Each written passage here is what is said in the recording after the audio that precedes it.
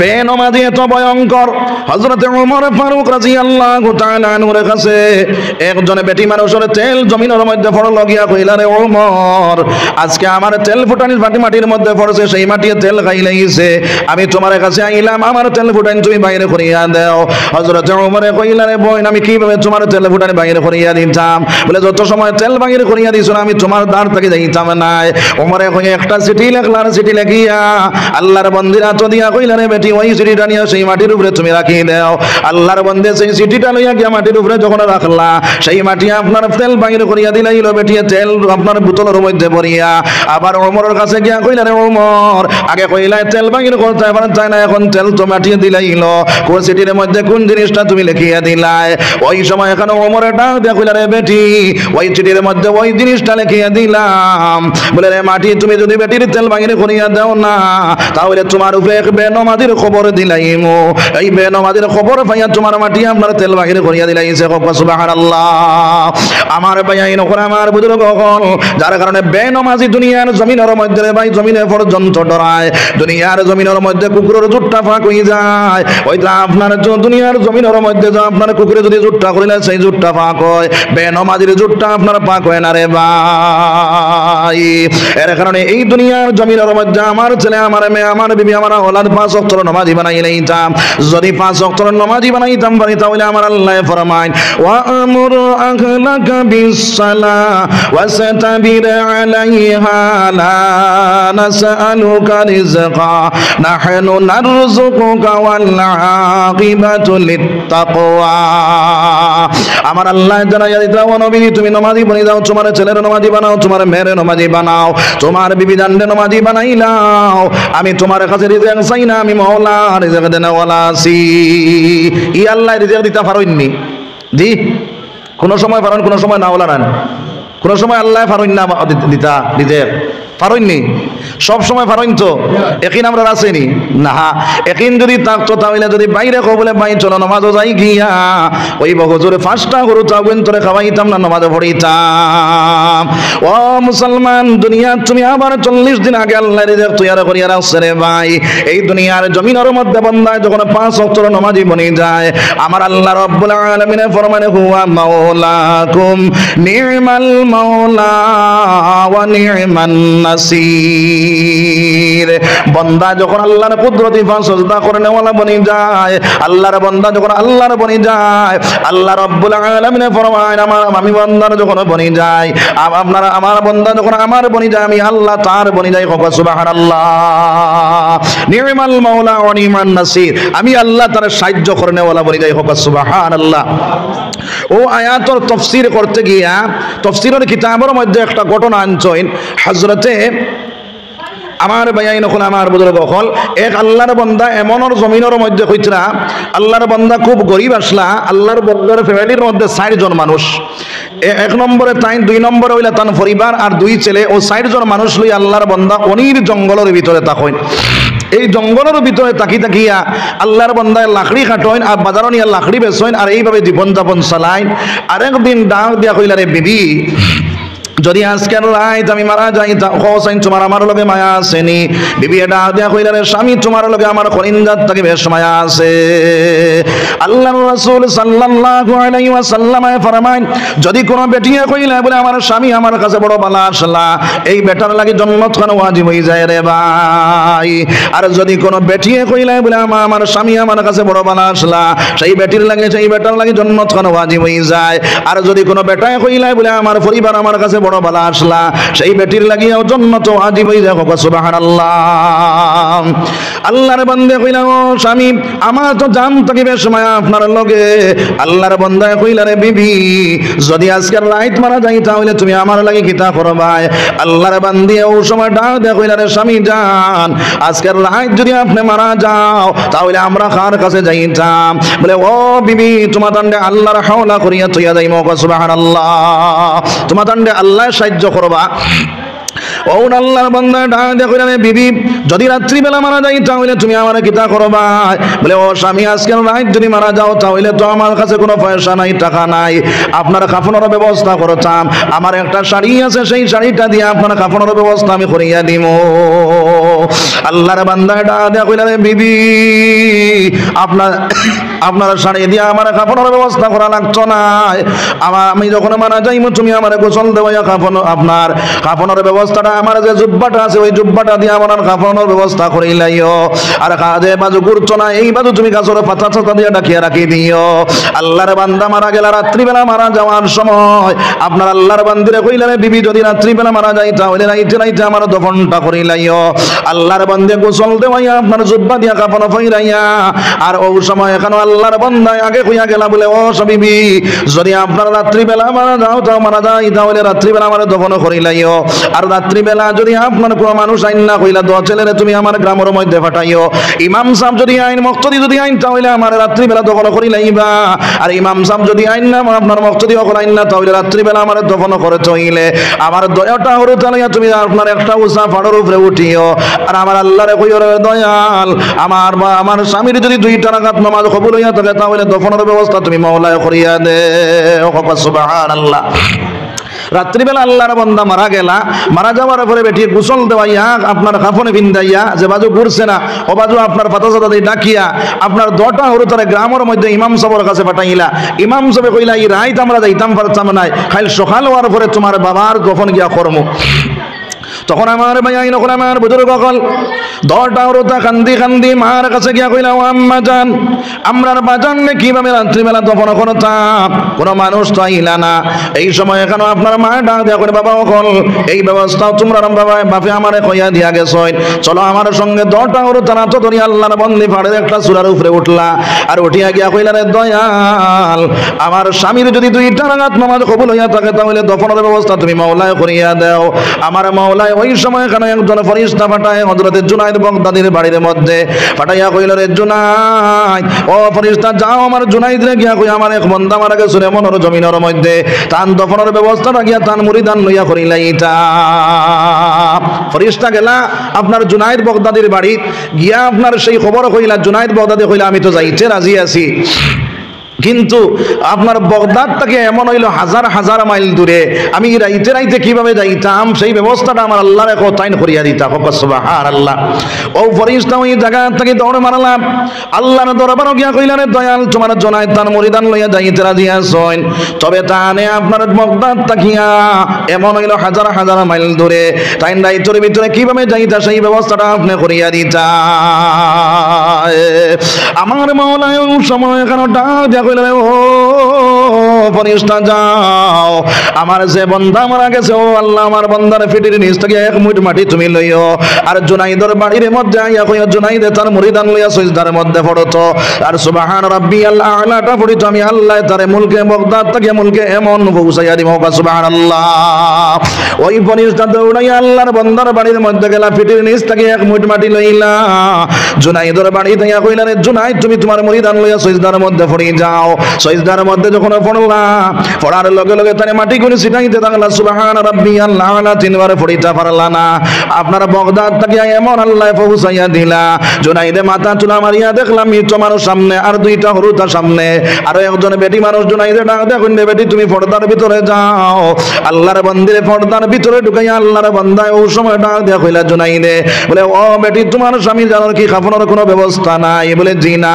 আমার স্বামী জানার কোনো পয়সা করি নাই কাফনের কোনো ব্যবস্থা নাই আমার স্বামী কইছেন তান জুব্বা দিয়া আমি কাফনের ব্যবস্থা করতাম আমার স্বামীর জুব্বা দিয়া কাফনের ব্যবস্থা করলাম যে বাজু করিল না গাছর পাতা ছাতা দিয়া ডাকিয়া রাখলাম ও সময় জুনাইদ বাগদাদে মাথার ফাগুড়ি খুলিয়া দিয়া তার মুরিদান তোরা দিয়া কইলা বাবা অকল ওই ফাগুড়ি দিয়া আল্লাহর বান্দার কাফনের ব্যবস্থাটা তোমরা করো 12 জন মুরিদে ডাক দিয়া কই হুজুর আপনি যখন মাথার ফাগুড়ি খুলিয়া দিলাই না আমরা 12 জনের মাথার ফাগুড়ি তাকিয়া কি লাভ আছে আমরা 12 জনে আপনার আমরা 12 জনের ফাগুড়ি দান করে লাইলাম সুবহানাল্লাহ আল্লাহ সাহায্য করেন না করেন না 3 খানা কাপড় দিয়ে কাফনের ব্যবস্থা করলা বাকি যে লাইন রইল জুনাইদে ডাক দিয়া কইলা বাবা অকল ইনো তো কলা তার দরকার আছে কলাপাতার বদলা ওই কাপড়গুলা ব্যবহার কইলাই মক সুবহানাল্লাহ।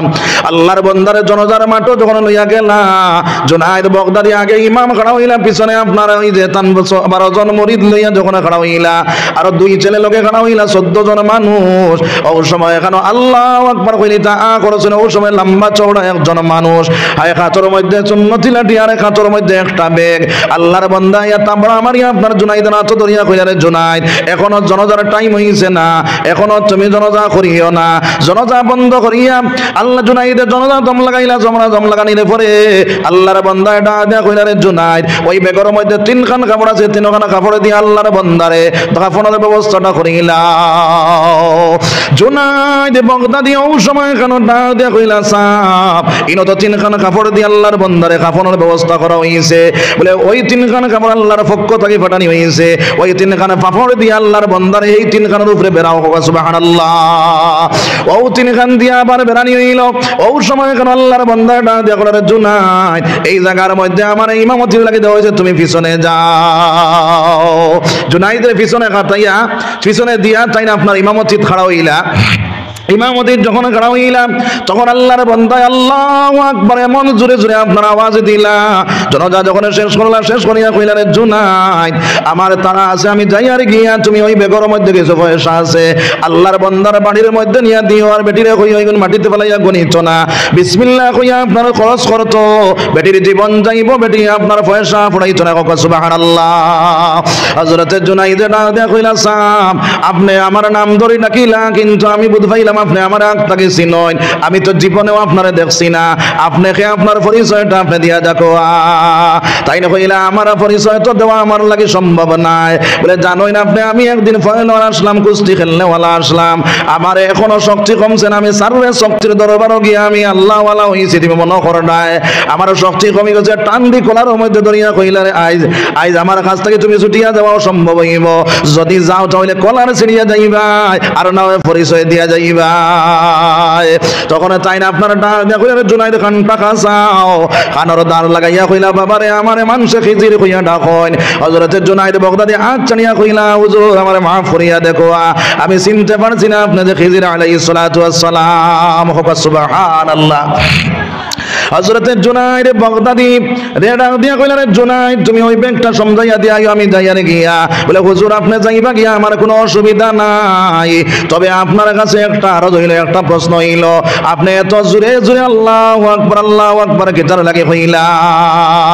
আল্লাহর বান্দা ওই সময় কেন আপনার খিজির আলাইহিস সালাতু ওয়াস সালাম ডাক দিয়া কইলা রে জুনাইদ, তোমার অন্তরের চক্ষু এখনো খুলিছে না, আমার আল্লাহর বান্দার জনজার মধ্যে 12,000 ফেরেশতা হাজির হইছেন, এখন আমি কত জোরে আল্লাহু আকবার কোয়া লাগবো তুমি তোমার চিন্তা করো। সাই সুবহানাল্লাহ। তো আমার ভাই নকল আমার বুজুর্গ হল খিজির আলাইহিস সালাতু ওয়াস সালাম গেলা গিয়া জুনাইদ বাগদাদি ব্যাগটা চলো আল্লাহর বান্দার বাড়ির মধ্যে গেলা গিয়া কইলা রে বেটি, তোমার স্বামী জানার কোন আমলটা আসলো, সেই আমলটা তুমি আমার এত বড় অলির বিবি তুমি। আল্লাহর বান্দাটা দেখো আপনাকে আপনার পরিচয়টা দেখো। জুনাইদ বাগদাদি কইলা রে বেটি, আমার মানুষে জুনাইদ জুনাইদ কইয়া ডাকন। বলে হুজুর আপনার কথা ডেইলি স্বামী আমার লগে গফর যাও। সুবহানাল্লাহ। হযরতে জুনাইদ বাগদাদি রাহমাতুল্লাহি তাআলা আলাইহি ডাক দেয়া কইলা রে বেটি, তোমার স্বামী জানার কোন আমলটা আসলো তুমি জলদি করি হও। আল্লাহর বান্দা কইলো ও সাম, আমার স্বামী জানার এমন কোন আমল নাই, আমার স্বামী জানে তো বড় ওলি খিলাইলা। বলে ও বেটি তুমি জানো না তোমার স্বামীর জনজার ইমামতি জাইন করছেন তাই নইলা খিজির আলাইহিস সালাতু ওয়াস সালাম, আর তোমার স্বামীর জনজার মধ্যে 12,000 ফেরেশতা হাজির হইছেন রে বেটি, তোমার স্বামী জানে কোন আমলটা করার সাথে সেই আমলটা তুমি আমারে জানাইয়া দাও। হযরতে জুনাইদ বাগদাদির সেই বেটি ডাক দেয়া কইলো হুজুর আমার স্বামী জানার এমন কোন আমল আসলো না, আমার স্বামী জানে ডেইলি লাকড়ি কাটিয়া নিয়ে বাজার বিক্রয় করতা, আর এইভাবে আমরা যদি পঞ্চমন চালাইতা 5 ওয়াক্ত নামাজ পড়িতা, আর তাহাজ্জুদের নামাজ পড়ি আল্লাহর কাছে বেশি বেশি করে খান্দিতা। আমার ভাই নকল আমার বুজুর্গ হল হযরতে জুনাইদ বাগদাদি ডাক দেয়া কইলে বেটি, তোমার স্বামী এসাই যে তাহাজ্জুদের সময় যে খান্দার কারণে আল্লাহ রাব্বুল আলামিনের কাছে আপনার প্রিয় বান্দা মনে কিছু সুবহানাল্লাহ। এর কারণে আমার আল্লাহ রাব্বুল আলামিন ফরমান ফালিয়াযহাকু কালিলান ওয়ালিয়াবকু কাসীরা। বান্দারে দুনিয়ার জমিনের মধ্যে তুমি হাসাবাদ দিয়া বেশি বেশি করিয়া কান্দো, যত কান্দিবা তত তুমি ফায়দা মন বনি যাইবা, আর আল্লাহর কাছে তুমি দামি ইজ্জত বনি যাইবা, দুনিয়ার জমিনে দামি বনি যাইবা। সুবহানাল্লাহ। 2 নম্বরে হযরত জুনায়েদ বাগদাদী ডাক দিয়া কইলেন, বেটি ওই ব্যাগের মধ্যে কিছু পয়সা আছে, সেই পয়সাগুলো তুমি নাও, মাটির মধ্যে ফেলাইয়া গনিও না, আর তুমি বিসমিল্লাহ কইয়া খরচ করিয়া তোমার জীবন চলিয়া যাইব, সেই টাকা জীবনেও ফুরাইতো না। সুবহানাল্লাহ। আল্লাহ সাহায্য করছেন না করছে না? এর কারণে 5 ওয়াক্তের নামাজি যদি আল্লাহর বান্দা বনি যাও, যখন বান্দা নামাজের মধ্যে খাড়া হয়ে যায়, আমার নবী দে ফরমান আসসালাতু মিরাজুল মুমিনিন, মুমিন হলোর মেরাজ হইল নামাজ রে ভাই। নামাজের মধ্যে যখন বান্দা খাড়া হয়ে যায়, ডাইরেক্ট আল্লাহর লগে গপসপ শুরু দেয়। যখন বান্দা সিজদার মধ্যে ওখানে গিয়ে সুবহান রাব্বিয়াল আ'লা কইয়া ডাক দিলায়, আল্লাহ রাব্বুল আলামিনের লগে লগে আল্লাহর বান্দার জবাব লইলায়। আবার যখন আল্লাহর বান্দা 2 সিজদার মাঝখানে বইয়া কয় আল্লাহুম্মা গফিরলি, ও আল্লাহ আমার জীবনের গুনাহ তুমি মাফ করিয়া দাও, আল্লাহ রাব্বুল আলামিনের জীবনের গুনাহ মাফ করিয়া দিয়া করে বান্দা তোমার জীবনের গুনাহ আমি মাফ করিয়া দিলাইলাম। আবার ফিরিয়া যখন বান্দা কয় ওয়ারযুকনি, ও আল্লাহ তুমি আমার রিজিকরে কুশাদা করিয়া দাও, আমার আল্লাহ কয়টা বান্দারে তোমার জীবনের রিজিক রুটিন আমি কুশাদা করিয়া দিলাম। সুবহানাল্লাহ। এর কারণে আমার ভাই আইন করে আমার বুজুর্গ হল, এই দুনিয়ার জমিনের মধ্যে বান্দা যখন 5 ওয়াক্ত নামাজি বনি যায়, তখন আল্লাহর লগে ডাইরেক্ট সম্পর্ক লাগি যায়। আমার আল্লাহ কয় বান্দা যদি আমার লাগি প্রেম লাগাইতে চাও, আমার লাগি মহব্বত লাগাইতে চাও, তাহলে আমার নামাজ দ্বারা তুমি আমার লাগি সম্পর্ক লাগাই দাও। আমার ভাই আইন করে আমার বুজুর্গ হল, আজ দুনিয়ার জমিনের মধ্যে আপনার নামাজ যদি সহি শুদ্ধভাবে পড়নেওয়ালা বনি যাও, আর যে সময় এখানে নামাজ পড়িবা ওই সময় এখানে সহি শুদ্ধভাবে নামাজটা আদায় করিলাও, ওই নামাজে দুনিয়ার জমিনও ফায়দা দিব, আখিরাতের জমিনও ফায়দা দিব রে ভাই। আজ আমরা নামাজ পড়ি কিন্তু নামাজে কোনো ফায়দা দেয় না, ইলা আসেনি না নাই? নমাজ পড়ে সুদ খায়, নমাজ পড়ে ঘুষ খায়, নমাজ পড়ে আইল টেনে, নমাজ পড়ে দুগুদি লাগায়, নমাজ পড়ে চুগলগিরি করে, নমাজ পড়ে মিছা মাছে, আসেনি না নাই? আছে। আমার আল্লাহ ফরমান ইন্নাস সালাতা তানহা আনিল ফাহশাই ওয়াল মুনকার, নিশ্চয় অবশ্যই তার নামাজে তার নির্লজ্জ কাম থেকে, ফাহশা কাম থেকে তারে বাঁচাই লাইব। এখন নমাজ পড়ে সুদ খায়, নমাজ পড়ে আইল টেলে, ইলা যদি হয় তাহলে আল্লাহর বান্দার নমাজ হইছে না রে ভাই। এই নমাজটা সহি শুদ্ধ বানাইতে হইলে 1 নম্বরে আপনার গোসল ঠিক করা লাগবে, 2 নম্বরে ওযু ঠিক করা লাগবে, 3 নম্বরে নামাজের ফরজ ওয়াজিবগুলো ঠিকমতো আদায় করা লাগবে। বহুত মানুষ নামাজের মধ্যে খাড়া হয় আল্লাহর বান্দা আল্লাহু আকবার কইয়া রুকু থেকে সোজা খাড়া হইল ওয়াজিব, আল্লাহর বান্দা ওয়াজিব তো তরক করিয়া আবার সিজদার মধ্যে যায় গিয়া সিজদা দেয়। আপনার আল্লাহর বান্দা 2 সিজদার মাঝখানে হইল বয়া হইল ওয়াজিব। যদি আল্লাহর বান্দা বয় না আবার সিজদা দিলে কইতা আপনার ওয়াজিব নে তরক করিলাইছে, আর ওয়াজিব যদি তরক করিলা তাহলে আল্লাহর বান্দা আপনার নামাজ হইছে না, সেই নামাজ তার কপালের মধ্যে মারা হই যায়। নাউযুবিল্লাহ। এর কারণে নামাজের সহি শুদ্ধ ধীরে স্থিরে আমরা আদায় করতাম সবাই ইনশাআল্লাহ, আর ফরজ ওয়াজিবরে ঠিকমতো আদায় করতাম। আর 3 নম্বর মাহাত হইল সোনার নবী দিয়ে ফরমাইন সাল্লু কামা রাআইতুমুনি উসাল্লি, যেভাবে আমি নামাজ পড়িছি ওইভাবে তুমি তার নামাজি বনিয়া যাও। আল্লাহর নবী দিয়ে যেভাবে নামাজ পড়িছো এইভাবে যদি নামাজ পড়ে নেওয়া তুমি বনতে পারো, তাহলে দুনিয়ার জমিন তোমার কামিয়াব, আখিরাতের জমিনও কামিয়াব বনি যাইব রে ভাই। এখন নবী দিয়ে কিভাবে নামাজ পড়িছো সেই নামাজটা সাহাবায়ে কেরামগুলোর জিন্দেগি চাওয়া লাগবে। আল্লাহর রাসূল সাল্লাল্লাহু আলাইহি ওয়াসাল্লামের উম্মত সোনার নবী দিয়ে ফরমান আসহাবিকান নুজুম বিআইয়িহিম ইহতাদাইতুম, আমার সাহাবায়ে কেরাম হলো আসমানের তারকার মতন। একজন সাহাবার অনুসরণ করেনেওয়ালা যদি কোনো মানুষ বনি যায় তাহলে সেই মানুষ হেদায়েতের রাস্তা পাইলাইব। সুবহানাল্লাহ। সাহাবায়ে কেরাম বলে কিভাবে নামাজ পড়িলাম, বেজান ঘটনা হলো কিতাবের মধ্যে আনছেন। হযরত আলী রাদিয়াল্লাহু তাআলা জাহাদের ময়দানের মধ্যে গেলা, সমস্ত শরীরের মধ্যে তীর ঢুকিয়া গেল। আলীর তীরে যখন সাহাবায়ে কেরাম বলে খোলা শুরু করলা, ওই সময়টা দেখলাম ভাই আইন করে আমার তীরটা তোমরা খুলিও না, আমি বড় কষ্ট পাই আর বড় দুঃখ পাই। আর হযরত আলী রাদিয়াল্লাহু তাআলা তীর খুলা বাদ দিলাইলা, যখন নামাজের মধ্যে খাড়া হইলাম আলীর তীরে টানিয়া সাহাবায়ে কেরাম বলে খুলিলাইলা। নামাজ শেষ করিয়া দেখলা আলী সাহাবায়ে কেরাম বলে খুশি বাসি কতরা ডাক দিয়া কইলা ভাই আইন কল আইছনি তুমি আমার তীর খুলিবার লাগিয়া। বলে ভাই তোমার তীর খুলিলাইলাম। বলে কোন সময় খুলিলাই? বলে যখন তুমি নামাজের মধ্যে খাড়া হইছো তোমার তীর খুলিলাইলাম। আলী এখন আমি টের পাইলাম না, আমি বুঝ পাইলাম না। সুবহানাল্লাহ। তান তীর কুলিতরা কিন্তু টের পাইতরা না। আমরা নামাজও খাড়া হওয়ার বাদে আল্লাহু আকবার কইয়া চরিমা বান্ধিছে বেটায়, আসমানও দিছে গুরুত্বের ডাক, এখন খর আর আল্লাহ সারা আলুনি ফসাইলেই চায়। এখন মনে যদি আলু ক্ষেত থাকে আর মনে যদি আপনার গরু রাখা থাকে, মনে যদি আপনার দোকানদারি থাকে, তাহলে নমাজ হইব নি? নমাজ হইতো না। নমাজ কয় মন? নমাজ হইল 1 মন। 1 মনে একদিনে নমাজ পড়িতাম। যখন তুমি নমাজের মধ্যে ঢুকবাই, ওই সময় কেন বলে গয়রুল্লাহ তাকিয়া, আমি সব গয়রুল্লাহর সামনে আপনার পিছে রাখিয়া আমি আমার আল্লাহর সম্মুখে গিয়া খাড়া হইয়া, আমার আল্লাহ ফরমান আনতাবুদাল্লাহ, আমার আল্লাহর রাসূল ফরমায় আনতাবুদাল্লাহ কাআন্নাকা তারাহু ফাইল্লাম তাকুন তারাহু ফাইন্নাহু ইয়ারাক। আমার নবী দিয়ে ফরমায়, আজ বান্দা যখন তুমি নামাজের মধ্যে খাড়া হও, তুমি মনে করো আমি আল্লাহরে দেখি, আর যদিও তুমি আল্লাহরে দেখো না, তোমার আল্লাহ তোমারে দেখতরা। নামাজে খাড়া হওয়ার পরে কে দেখো? আল্লাহ দেখুন। এই সময় কেন দেখি কোন চান একজন মানুষ ম্যাজিস্ট্রেটের সামনে যখন খাড়া হয় কাঠ করার মাঝে, এই সময় আসামি ম্যাজিস্ট্রেটের মুখ বা চায় আতার ফাতারে চায়। জি, ম্যাজিস্ট্রেটের মুখ বা চায় আতার ফাতারে চায়, ম্যাজিস্ট্রেটের মুখ বাই চায়।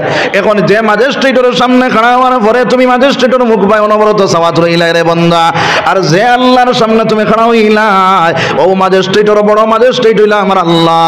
আল্লাহর সম্মুখে খাড়া হইয়া তুমি আল্লাহর লগে তুমি কথা করে নাই, আল্লাহর কুদরতি বা সাজদা করে নাই, এরপরে তোমার মন কিভাবে তুমি ফাতারে দিলাও রে ভাই?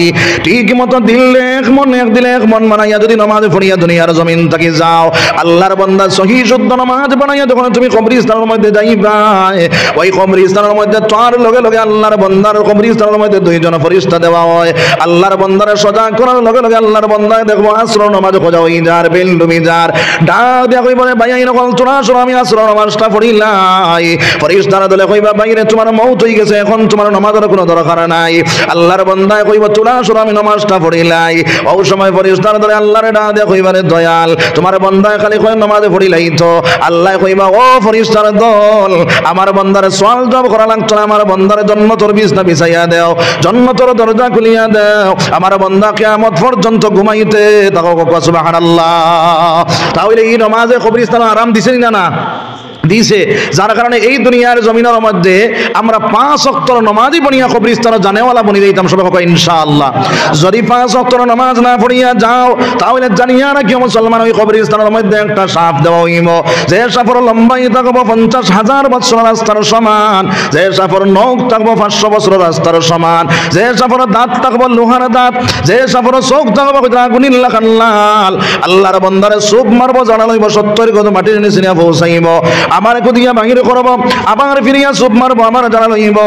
এইভাবে আল্লাহর বান্দারে যখন শাস্তি দিব, আল্লাহর বান্দারে সাপে ডাক দিয়া কইব রে ভাই কো সবাই, আল্লাহর বান্দারে ডাক দিয়া কইব রে সাপ কোন কারণে তুমি আমার আযাবে দেনাই? বলে ও আল্লাহর বান্দা দুনিয়ার জমিনের মধ্যে নামাজ না পড়ার কারণে আমারে মাওলা বানাইছে, এই মত আমি কিয়ামত পর্যন্ত তোমার শাস্তি দিতে থাকতাম। কও নাউযুবিল্লাহ, জোরে কও নাউযুবিল্লাহ।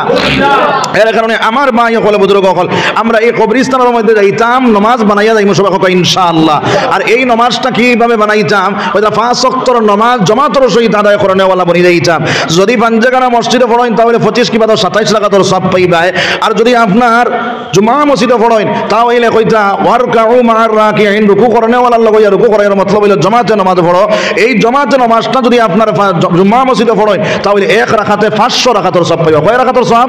500 রাকাতের সব। এখন বেটিনতে কইবা বেটাইনতে তো মসজিদে গিয়া 500, আমরা কিতা বাড়ি থড়িয়া একনি। ও বেটিনতে জানিলাও, বেটিনতে যদি গড়ের ভিতরে একটা জায়গারে সুন্দরভাবে নির্দিষ্ট একটা জায়গা স্থানে যদি আপনি নামাজের লাগি তৈয়ার করিলেন, আর ও জায়গার মধ্যে ফরদার সহিত যদি আপনি আউয়াল ওয়াক্ত নামাজটা আদায় করিলেন, তাহলে 1 রাকাতে 500 রাকাতের সওয়াব মানেওয়ালা বনি যাইবা আপনারা। হোক সুবহানাল্লাহ। 2 নম্বর মাত হইল জামাতে নামাজ পড়িলে আর কিতা ফায়দা আছে? আল্লাহর নবী সরকারে দু আলম সাল্লাল্লাহু আলাইহি ওয়াসাল্লামের কাছে আপনার সাহাবায়ে কেরাম বলে কইলা ইয়া রাসূলুল্লাহ, মসজিদ থেকে বাড়ি আমরা বেদান দূরে আমরা সাইয়ার দারওয়াইয়া বাড়ি বানাইলাইতাম। সোনার নবীর ডাক দিয়া কইলেন সাহাবায়ে কেরাম হল, তুমি দেন সারাই সব থেকে বঞ্চিত হই যাইতায়। ওই সময় নবীজি সাহাবায়ে কেরাম বলে ইয়া রাসূলুল্লাহ, কিভাবে সব থেকে বঞ্চিত হইলাম? বলে ও সাহাবায়ে কেরাম হল, আইতে সময় ঘন ঘন ফাড়া দিও, পাতলা পাতলা ফাড়া দিও না, প্রত্যেকটা কদমে কদমে 30টা জিনিসের মালিক বনি যাইবা। 10 নাকি লেখা হইব, 10 গুনাহ মাফ হইব, 10 দরজা বুলন্দ হই যাইব। সুবহানাল্লাহ। 2 নম্বরে আল্লাহর রাসূল আরেক হাদিসের মধ্যে ফরমায় যদি আল্লাহর বান্দা ওযু করিয়া ঘরের ভিতরে সুন্নতটা আদায় করিয়া ফরজটা পড়িবার লাগি যদি আল্লাহর বান্দা মসজিদ মুখে রওনা দিলায় আল্লাহর বান্দা ইহরাম বান্ধা হজর রওনা দিলে সুবহানাল্লাহ। এর কারণে আমরা জামাতে নামাজ পড়বার চেষ্টা করব সবাই ইনশাআল্লাহ। আল্লাহ রাব্বুল আলামিন আমরা রাখওয়াহুনা তাকিয়া বেশি বেশি আমল করার তৌফিক দেন। ওয়া আখির দাওয়ানা আনিল হামদুলিল্লাহি রাব্বিল আলামিন। এখন চূড়ান্ত সময় আপনারা বক্তব্য আমার পরে আমার হযরত মাওলানা সৈয়দ আহমদ সাহেব আসনপুরি তাই না আপনারা সামনে 1 ঘন্টা সময় বয়ান করবা। চূড়ান্ত সময় আপনারা বক্তব্য বিদেশি মানুষ আপনারা যদি যাইন গিয়া তানে তো ইয়া তাহলে এখন থান বদুয়া লাগবো না লাগতো না লাগবো যারা এখন তোরা কত সময় শুনিয়া আমরা যাইব গিয়া আসনপুরি সাহেব যেন আছেন তো আপনার দৌড়ে তশরিফ লইয়া কোয়া নারায়ে তাকবীর নারায়ে তাকবীর। হযরত